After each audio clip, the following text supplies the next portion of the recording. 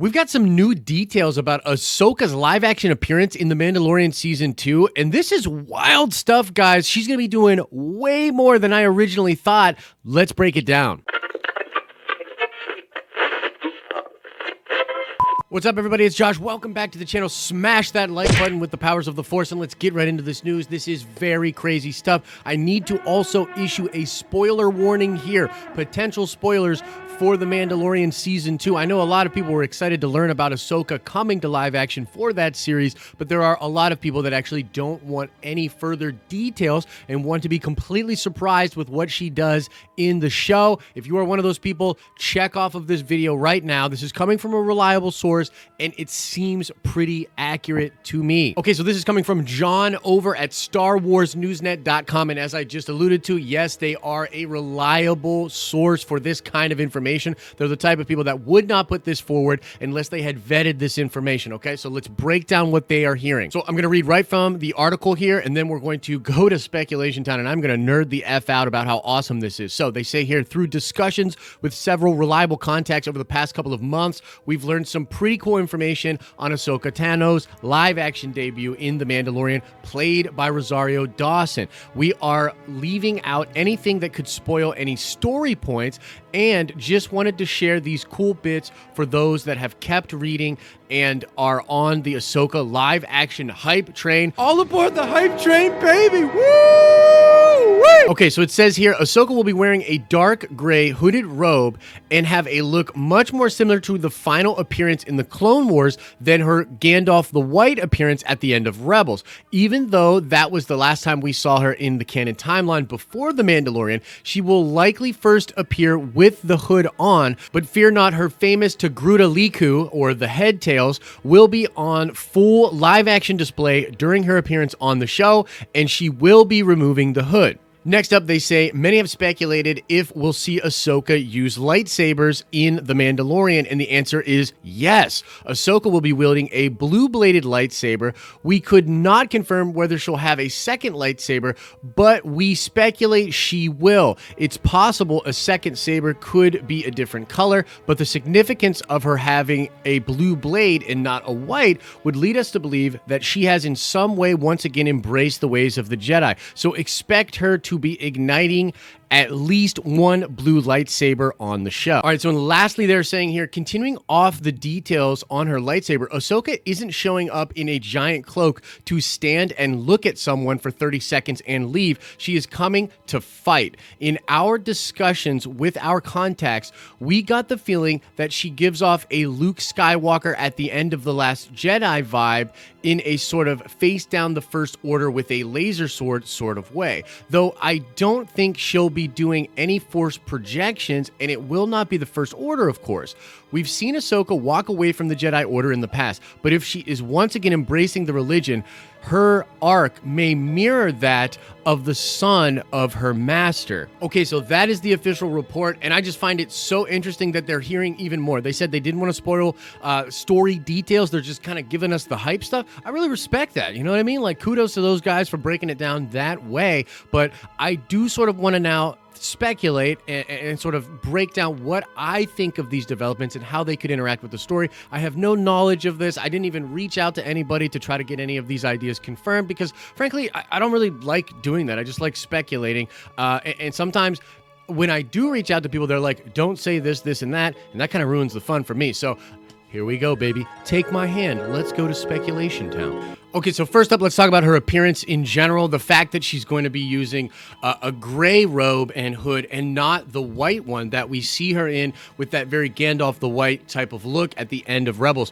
Now, I got to be honest, my first reaction here is, how's that going to work? What does that mean? Is this technically Ahsoka after we've seen her in Rebels? Is this technically Ahsoka before we see her at that moment in Rebels? I'm not entirely sure. But the fact that they bring up the last time we see her in the Clone Wars, is really, really interesting. That is also the last time we see her with a blue lightsaber. Now, she throws one of those lightsabers onto the ground, but I think she still has the other one, and the gray sabers that she uses are totally different. They are her old sabers recovered with Sith crystals that I believe she uses her Force abilities to purge. She sort of purges out the red from those sabers, making them white or gray. Now, a possible explanation for this is perhaps she just wants to be more incognito. If you're walking around with a big old crazy white staff with a circle on top of it and white robes, that's pretty freaking noticeable. You're going to stick out like a sore thumb. And so perhaps they're trying to not be noticed as much. And so she's going to be wearing that kind of a cloak. That is very possible. I also think it's possible that Ahsoka just simply does not even have those sabers that she had when she fought Vader before being pulled into the world between worlds. It's possible that after she goes back to that moment, she throws those sabers down. Maybe she doesn't have those sabers at all.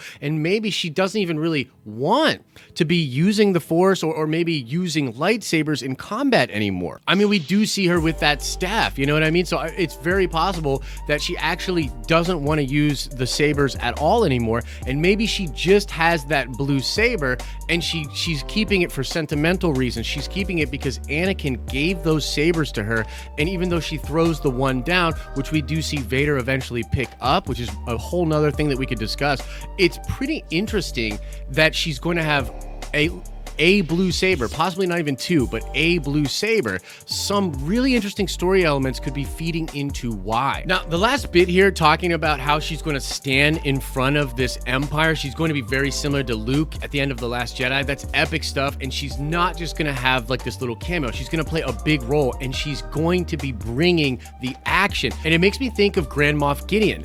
Actor Giancarlo Esposito talked about how he's going to be using the Darksaber quite a bit in the second season of The Mandalorian. And in fact, he broke 3 different props because he was going with such intensity with that Darksaber. Now, look, I don't know how this dude could possibly have a fight with Ahsoka and not just get dominated. Ahsoka is an incredible swordswoman, and she's just really strong with the Force. So unless there's something else to it, unless Moff Gideon perhaps is Force sensitive, I just see no universe in which he would be able to stand up and fight against Ahsoka. But it's possible she's fighting some other people. Maybe there's a way that Gideon will be able to put up a fight against her. Maybe at the end of the day, it will become a fight to get the Darksaber and to sort of become a new leader of Mandalore. Who knows exactly? But man, my expectations from what I had been hearing before was really that, yeah, we'll get this Ahsoka,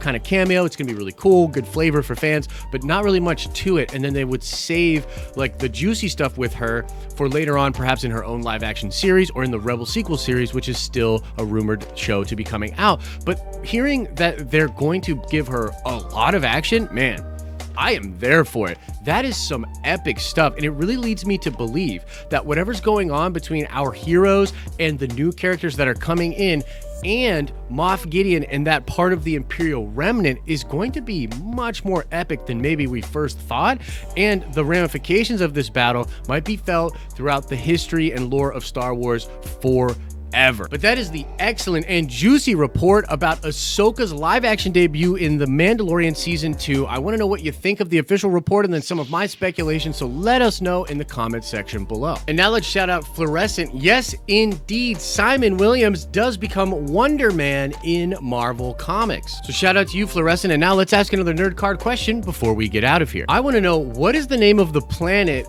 where Ahsoka and Rex buried all of the clones from that crashed Star Destroyer in the finale of the Clone Wars Season 7? What is the name of that planet? Answer that question in the comment section below.